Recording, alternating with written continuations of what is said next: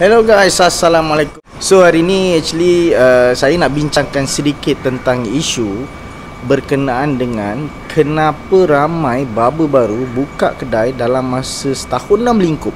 Okay guys, so sebelum tu jangan lupa subscribe channel YouTube saya. Support anda amat saya hargai. So jom saksikan.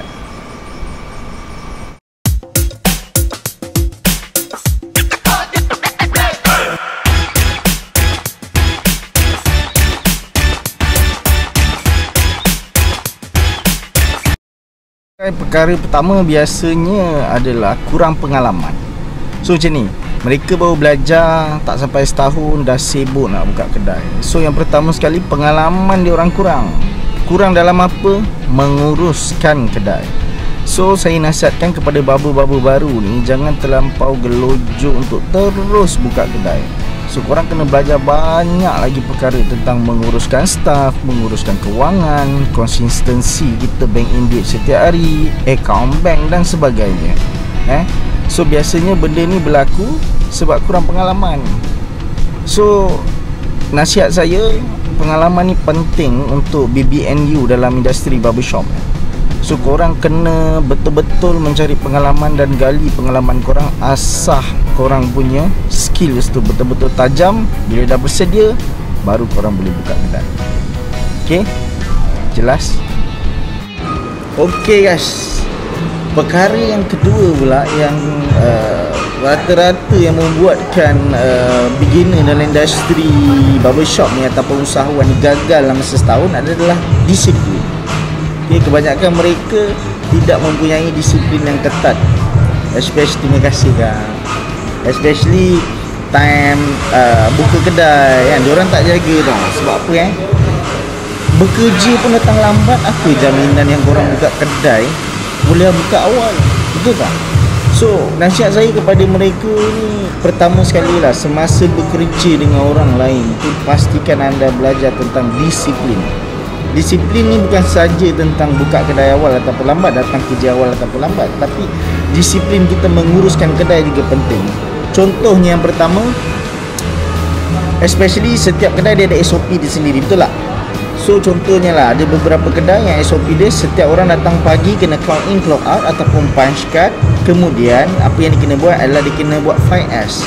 5S ni adalah susun atur, kemas dan sebagainya. Contohnya, mereka masuk kedai dah buat yang saya cakap tadi semua tu kan, punch card apa semua. Lepas tu diorang kena ambil mop, dia kena mop lantai. Selepas mop lantai, diorang kena lap cermin dan sebagainya. Lepas tu sanitize semua equipment. Benda-benda ni yang penuh dengan disiplin. So nasihat saya kepada baba baru, sebelum korang ada hati untuk buka kedai sendiri ataupun bisnes sendiri, korang pastikan atau make sure korang ada disiplin apa yang saya cakapkan tadi. Okay guys. So guys, yang ketiga adalah konsistensi. Konsisten melakukan sesuatu. Okay, kalau korang nak berjaya, korang kena konsisten melakukannya selama 365 hari. Belajar melakukannya setiap hari selama setahun. InsyaAllah tahun kedua dia automatik menjadi amalan korang.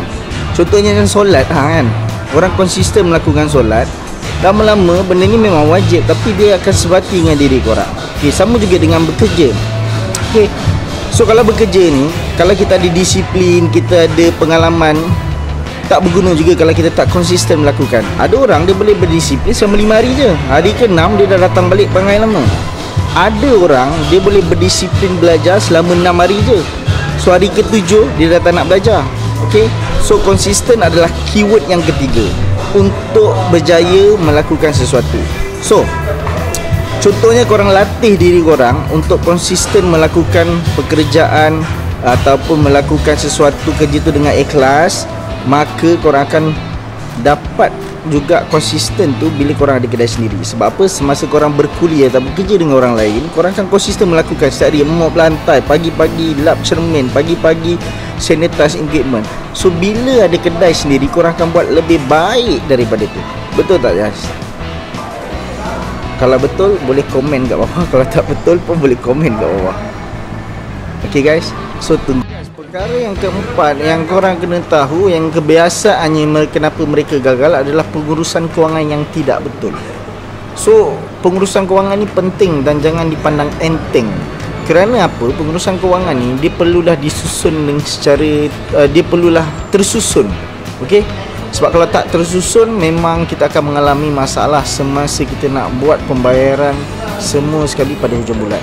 Contoh pengurusan yang kewangan yang tersusun adalah, yang pertama sekali kita mestilah ada akaun bank syarikat kita. So bukan kita gunakan akaun bank nama personal kita, tidak. So apa yang kita kena buat, daftar SSM atas nama syarikat kita. Contohlah Jackson Barbershop atas nama SSM Enterprise, kemudian bawa SSM tersebut pergi ke bank, buka satu akaun bank khas untuk barbershop kita, untuk company kita. Biasanya kalau kat Maybank mungkin kena dalam 2,000 kot, kena bayar 2,000. Maksud bayar 2,000 tu untuk buka akaun kena ada RM2,000 lah. Okey, buka akaun RM2,000, lepas tu duit tu kita boleh keluar balik. Bukannya apa tu, syarat saja untuk buka akaun. Okey. So yang seterusnya macam mana kita nak buat? Pastikan bila kita dah buka akaun tu, setiap hari sales kita kena pergi bank in dekat bank. Sebab kita nak ada track record yang menarik daripada bank. Okey, contoh hari ni 16 hari bulan, sales kita RM550. So apa yang kita kena buat, tutup kedai terus pergi bank in.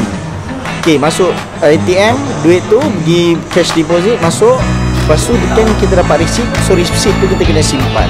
Okey, so receipt tu jadikan kita sebagai panduan. Okey, kepilkan bersama dengan kertas sales kita yang setiap hari, maksudnya customer list kita. So kita ada rekod yang pertama, rekod apa? Rekod masuk duit. Rekod yang kedua adalah sales kita yang kita kira dan calculation. Okey, pentingnya di sini adalah apabila kita konsisten membuatnya setiap bulan atau setiap hari, kita ada 30 transaction bank setiap hari, dan itu akan menguatkan lagi statement bank. So pengurusan kewangan ni penting. So bila masa kita nak gunakan duit ni, bila masa kita start nak bayar gaji staff kita. So gaji baru kita start transfer menggunakan akaun bank. Lepas tu kita buat bayar sewa, transfer menggunakan akaun bank kita. Jelas guys? Saya harap perkongsian kali ini dapat membantu anda menyelesaikan masalah kegagalan dalam masa setahun.